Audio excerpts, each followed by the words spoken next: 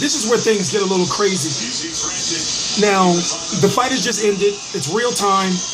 What I'm trying to do is I'm trying to see if they're going to switch over to CBS Sports, because if it's BBC or NBC, they switch over to NBC Sports, because the judge's official decision. You're watching BBC on CBS. Okay, so they got a little bit more time. So what I'm gonna do is I'm gonna mute it.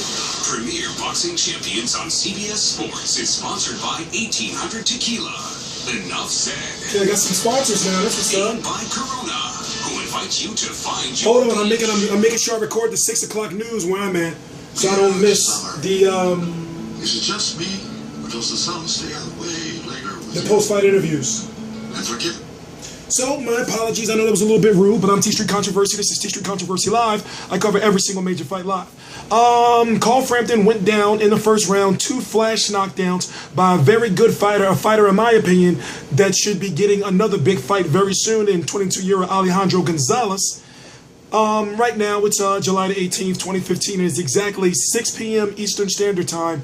The 6 o'clock news is supposed to come on, and I remember I got screwed over a little bit with the Omar Figueroa versus Ricky Burns fight, because I forgot, basically, they didn't give no type of notice what was going to be happening with the last rounds. So it's a long story, but let's get to, let's go to the cards.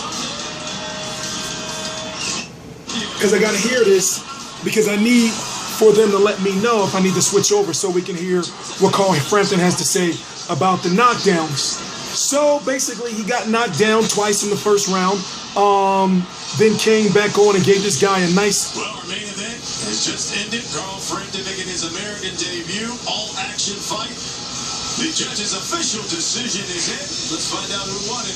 Here's Ray Flores. Please subscribe. We're providing full coverage. Look around the channel a little bit. You'll see what I mean by full coverage. Score totals. Judges at ringside. Carlos Ortiz Jr. scores the bout 115 to 109. And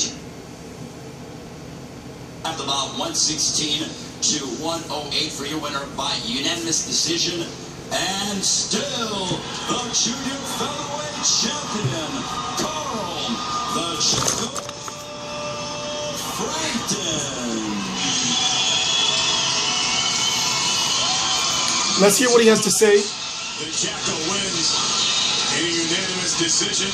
Because this was actually, even though he got knocked down twice, it was actually good drama for Premier Boxing Champions for a midday card. Brent Stover. Brent. There it is, second time he has defended the world title. You got dropped, Carl, twice in the opening round. What was going through your mind? I was just, I don't know, just in shock. It came out slow, very soft canvas. But I need to give Alejandro Gonzalez so much credit. He doesn't, if you look at him, he doesn't look like a big puncher. Man, he can punch. And a warrior. You said you needed to come to America, not just to win, but to put on a show. Did you do that? Well, it was exciting. It wasn't, it wasn't the performance that I wanted. I had a few, I don't want to make excuses. I took a little bit too much weight off the last few days. We need to make decisions where we go from here. While we set this weight, go to featherweight. Don't know. Congratulations. Thank you. Well, that's a shock. Both guys, and very impressed with both guys. Great effort by Gonzalez. Amazing. I'm guessing we're not going to hear from Alejandro Gonzalez, but are they talking about moving up to 126 pounds? Leo Santa Cruz was right there ringside watching the fight with a very concerned look on his face. Also, Leo Santa Cruz is going to be taking on Abner Maris. Scott Quigg just defeated Kiko Martinez about an hour or so ago in 2 rounds. Made easy work of him. Kiko Martinez is an Al Heyman fighter. Scott Quigg is a Eddie Hearn matchroom sports boxer. So now things are just all out of loop now. So is Carl Frampton comfortable at 122 pounds? I'm T Street Controversy. This is T Street Controversy Live. I cover every single major fight live. Carl Frampton, you can easily tell a little bit that he had the jitters. He came out very intense to the point where, hold on, I don't want this popping up out of nowhere.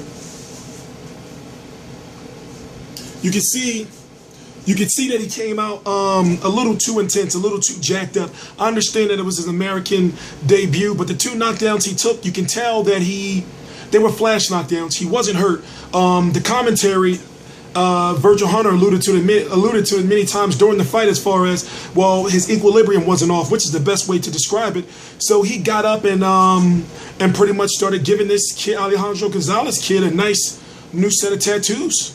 You know, and I'm talking about clean, effective counterpunching. I'm talking about that right hand was the jab, and the right hand was the dominant weapons, or the most apparent weapons of Carl Frampton. Carl Frampton, from what I've seen, is he's world class. I've been lobbying for this guy to fight on American television for well over a year now.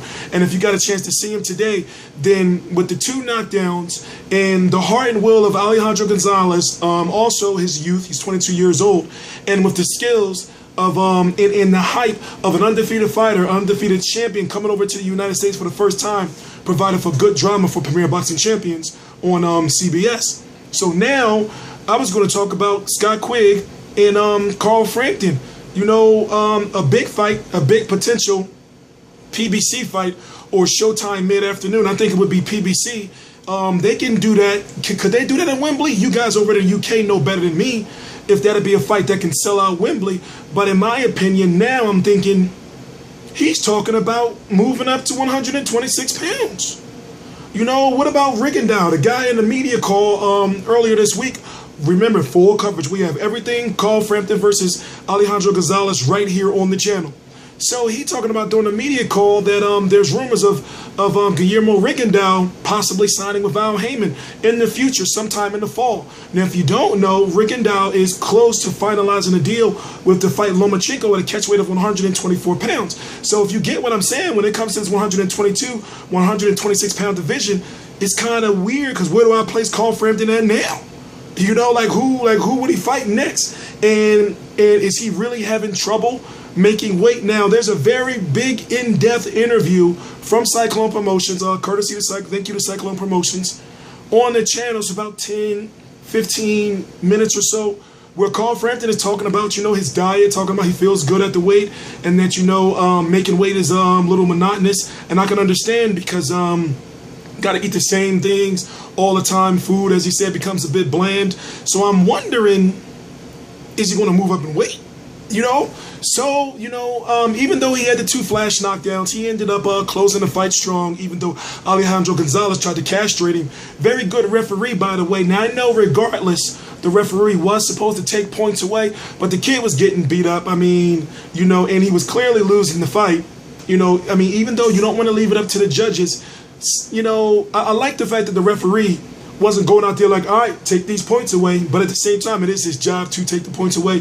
So in my opinion, Alejandro Gonzalez should have lost at least 2 points. At least. He already did lose 1 point, but he should have lost at least 2 points. And one thing about him is, don't be surprised if you see this guy fight a guy like Leo Santa Cruz after Abner Maris. I'm dead ass serious. If you know how the big guy works over there, thank you, Al Heyman.